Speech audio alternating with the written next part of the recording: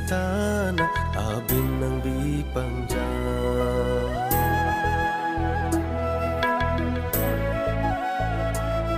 Nang pokchiti penipan ni pok ni pangkram arni ar pen sitana abin ng bipangja.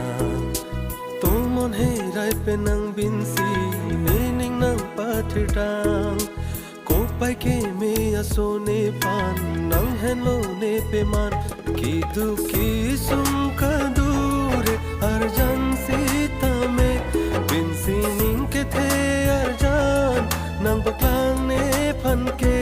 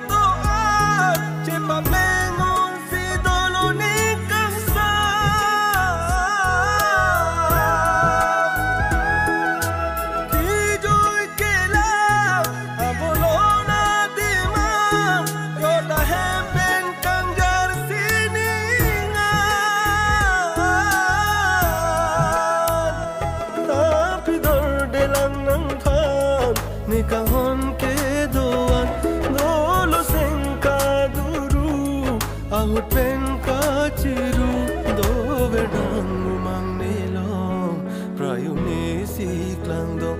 nang hirju me nelong kai ke nang dun kriya son